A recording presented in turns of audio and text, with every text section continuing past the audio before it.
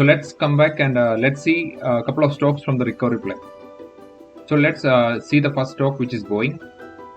So Boeing, we all know it's from the defense and aerospace, and it's an American company. So let's see what Boeing does. So Boeing company, together with its subsidiaries, designs, develops, manufactures, sales, services, and supports commercial jetliners, military aircrafts, satellites, missile defense, human space flights, and launch systems and services worldwide. So it's connected to U.S. government, military aircraft, satellites, and lot of good area. So once we see that more and more travel is opening up, many of the airlines will need to buy new aeroplanes rather than doing repair and maintenance for the old fleet. So in US, it seems like all the planes of the major carriers are 10 years old on an average age. So there are chances of more orders being coming to Boeing. So it's a reversal play. Again, US government is super supportive of Boeing. So we have seen many times that even Trump also came in and said like we would not let Boeing down. And again, after all these hurdles, they have somewhat decent balance sheet, and now their operating expenses have been optimized due to Corona. So that's a real good thing for Boeing. Again, aviation regulators from US, Canada, Brazil, and European Union have approved the 737 MAX for the service again. So except China, all other major countries have approved the 737 MAX for the services again, as we know about the crashes that happened a few years back. So from there it was all grounded. So now these 737 MAXs are coming up, so that's a good thing. So China again was the first country to ground the Boeing 737 MAX following a second deadly crash in March 2019. So Chinese market is a very big market for Boeing, so that always hurts Boeing, but it's on the verge of approval, so that's a good thing. So again, the company expects the country will need 8,600 new aircraft worth 1.4 trillion over the next 2 decades. So next 20 years, the Boeing might get orders from China with a total addressable market of like 1.4 trillion. Again, in the recent past, we have seen United Airlines have ordered some flights, new flights from Boeing, as well as some other carriers. So these are bullish setup for Boeing. As also you can see, Boeing price is going up as well. All right. So Boeing price as of today, I think it's moved up a bit. Let's see what is the Boeing price today. Yeah, so Boeing price is at 229.75 as of now. Yes, so Boeing price has gone to 229 as of now. The market cap is around $132 billion. Revenue growth is like 10%. So you can see the difference between a growth play and you can see the ones which we have already checked. It was all above 20. And for Boeing, it's at 10. So this shows like it's a stable growth, not a very high growth company. But the earnings growth, the income or the profit generation for next 3 years is like 70, which is really good because due to coronavirus and all those things, the expenses were higher than all the income it's generating, and basically it was not generating much income. So going forward, going to the next 2 to 3 years, it's supposed to create a lot of income. So that's good. Going to asset to debt, it's a little bad for Boeing because we know that there were a lot of loans which Boeing has taken during the pandemic to support its activities. So that is okay. Valuation wise, it's just undervalued as per both the sites, Yahoo Finance as well as Simply Wall Street. You can see like this is a very stable company, and for insiders you can see there's like a very small percentage of insider buying for this company. But that is completely okay because Boeing has been in the economy for long, and such a stable company, you do not expect so much of insiders to be owning the company. Profit percentage is not there as of now, and you can see price to trailing 12 months is 2.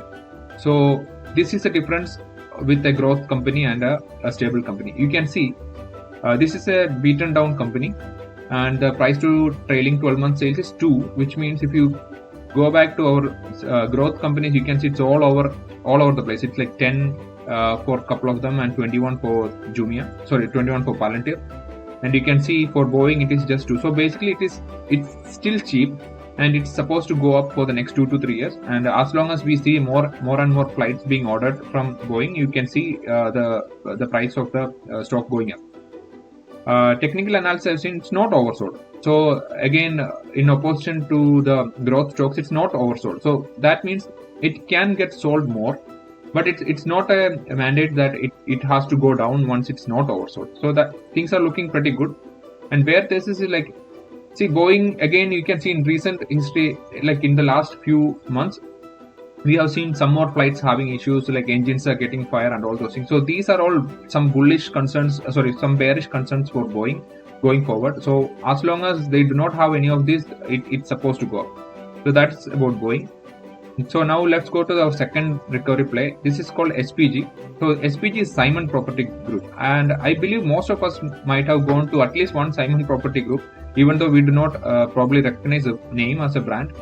If you look at what it holds, you will understand. So Simon Property Group is a real estate investment trust engaged in the ownership of premier shopping malls, dining, entertainment, and mixed use destinations. So Simon Property Group is more like it owns premier shopping malls, dining, entertainment, and mixed use destinations. And it has properties all across North America, Europe, Asia, community gathering places for millions of people every day, and generate billions of cash in annual sales. So this is basically the premier luxury malls. Most of the premier luxury malls in America is being owned by Simon Property Group. So some other stats about SPG is like they owned around 204 income producing properties in the United States, which consist of 106 malls, 69 premium outlet malls, 14 mills in 4 lifestyle centers, and so many other things. And again, these are spread across the world. We can see there are a lot of things in Asia, Canada, Europe. This is so pretty much this is a big company. So it's a luxury mall company or luxury shopping center company. So the chances of this coming up once the economy comes back and people are ready to shop is pretty high. So I've gone through the technicals and fundamentals of this as well. So we can do a side-by-side comparison for Boeing as well as SPG.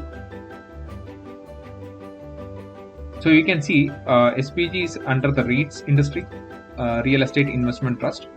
So price today is 113, market cap is 37, so it's like a medium cap company. So revenue growth is comparatively small for a REIT, so that is understood by the investors. Earnings growth is 8%. It's not bad and it's not that good as well. Asset to debt is bad. This metrics is calculated differently for REITs. Since they do have a lot of properties and all those things, they would be having a lot of loans and mortgages. So this is considered to be okay. You can ignore this section for SPG. Valuation is considered to be undervalued in both the sides, Yahoo Finance and Simply Wall Street. So insiders percentage is 0.5, which is low. So profit percentage is 24. This is really good. So for every $100 revenue it generates, it creates $24 for the company. So this is good. And price to trailing 12 month sales is 7.57. This is compared to Boeing. This is a bit high, but again this is compared to the growth stocks, this is low. So Boeing was at 2, this is at 7.57. There is nothing and there is no IPO lockup expiration. This is a long running company, so that's okay. Technical analysis, it's very similar to Boeing. It's not oversold. And just one bear thesis for this one: if there is new sets of COVID strains which are more deadly, and if we are facing more restrictions and closing down, then this industry is again going to get hit. Otherwise, this is a good place to park your money if you believe in SPG, Simon Property Group, and if you believe people are going to go out and do a lot of shopping once the economy reopens. So I do have one penny or small cap play. So this is the most riskiest play for today. So this is a company called Transcentrix or TRXC. I think they made their I think they changed their name recently. So we'll check what the name is. So let's see what the price is today. It's 3.7, market cap is 0.9. Revenue growth is 75% for next 3 years. So this is a really, really high revenue growth. Earnings growth is 15, which is okay. Asset to debt is triple G. It's like perfect. And valuation is overvalued because this is like a biotech company, and valuations will be overvalued most of the time. Insiders are like just 1.1%. So that is something I am not very bullish on, because for such a small company, I would expect more insiders if they expected the product to be really good. Anyways, we'll just mark it as red for now. Profit percentage is not there. price to sales ratio is 150. So this is something to note. For very high growth companies, the price to sales ratio doesn't matter. So it's more on the optimism of this particular biotech company, and people kind of ignore this price to sales ratio most of the time. So IPO lockup expiration date is over, and tech analysis is like it's not oversold. So that is one concern, and being the price to sales ratio at 150, it might get oversold. So that's a potential concern for me. So let's see what TRXC does. So the new name for Transcentrix or TRXC is Ascensius Surgical. I'm pretty sure I am pronouncing it wrong. Okay, so the market cap is one which is considered to be penny or like small cap, very small cap. So let's see what it does. Ascensius Surgical is involved in the development and sale of medical device robotics to enhance minimally invasive surgery. So in one line, we understand what the company is. It supplies robots to do the surgeries. And this is nothing new for medical science nowadays. There are other companies also in this field. There is a company called ISRG or Intuitive Surgical, I believe. And there is some other company called Medtronic. So there are a few other companies. Let's see. Yeah. So this is the ISRG and this is Medtronic. So these are also companies which are already having robotic surgery. But this company being very small, there's a pretty good chance that they can actually double or triple their market cap by selling more products. So that is a good thing about small companies. So let's see what this company. So let's see why this company is attractive now. So we do not have valuation metrics here. So revenue growth I have already captured. You can see 75% of revenue growth. That's good. Past performance, that it's not profitable. That is okay. Financial health is really good. I check this. Yeah, you can see there is very less level of debt. Dividend management, ownership. So ownership, you can see there is individual insiders are 1.1%. This is very less compared to some other companies which you already checked today. So this is one bad sign for me. But other than that, this looks like a bullish sector. And biotech is one of the sectors which is not affected by inflation and all those things, because as long as it's a really innovative product, people kind of appreciate it. When you invest in these small companies, it's good to see what is happening in the company and what are their specifics. So when I went through this, I have seen you can see the global market trends in surgical robots. So from 2019 to 2020, they are expecting 5 billion at 2019, going to almost 25 billion in 2030. So it's like 5x the total addressable market. So that's a real good total addressable market for robotics. So you can see this is one of the presentations I found for Ascensius Global. You can see almost 100 plus active surgeons are using this. 4,000 plus surgeries are already performed. That is really good. So it's not something very new and not tested. It's already being tested. So there is always a concern that how much good a surgeon can be. So a surgeon can be good 8 out of 10 times, but there is a chance that he makes a mistake 2 out of the 10 times. So these kind of robotic surgeries are considered to be very effective, and they also run with artificial intelligence. So that is really good, and it's in the upcoming stages. So there are a lot more surgeries being done in US also and in worldwide also using robotic surgeries. You can go through all this presentation to get a lot more information. I have already gone through this and it looks pretty promising for me. I have noted down some other information for TRXC which I got from this presentation. So the new CEO has brought in leasing ideas. So once leasing happens, usually customers keep continuing with the devices, and it also pushes out other competition. They are also approved in European Union, and they have recently started some partnership with a few hospitals in Japan. So these are all really good signs for such a small company to bring in a lot more new partnerships. Also, it's always good to compare a competitor who is a leader in robotic surgery. So we can see ISRG or Intuitive Surgical is a robotic surgery leader, and it's 88 billion. It has a market cap of 88 billion. So it's almost 100 times bigger than TRXC. So TRXC has approved. So TRXC has requested for FDA approval in US. So if they get the FDA approval, that's a real good sign for TRXC, and it's going to go up. look at the bear case. So if FDA rejects this, then it will be a very big hit initially. I think it will go down a lot. Small companies and non-established companies in US, especially medical companies, they do have a tougher chance to get the FDA approval. So this is something which you need to note. So coming back, today the market price is at 3.7.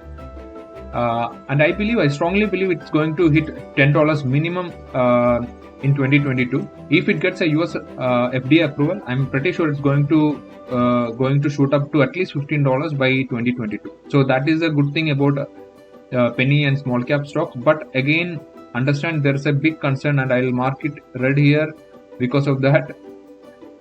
This TRX is a small cap company, and there's a chance that it can go down even 50% or 60% of today's market cap. So it can go down from 3.7 to $1 or $2 also. So always keep that in mind. That's a very high risky play. So only if you are ready for a risky play, please do put your money into this stock. Again, don't put all your money into this stock today or tomorrow or whenever you're planning. Always do investments in steps. So now let's take a peek at the highly bullish sector. So I do have just one stock today from the highly bullish sector. So that is TCNNF. So the name is Trulieve Cannabis Corporation, and it operates as a medical cannabis company. So this is a US company. The company cultivates and produces products in-house and distributes its products to Trulieve branded stores in Florida, California, Massachusetts, Connecticut, as well as directly to patients through home delivery. It approximately produces 155 stock keeping units. So basically this is like a medical cannabis company, and its main center is in Florida, and it's expanding to other states. So why I am very bullish on this sector is as you can see, after the Biden administration has taken power, there's a lot of talks to get federal legalization for marijuana. And also you can see at state level, there are many more states that is being approved or legalized for cannabis in the last 1 year or last 6 months.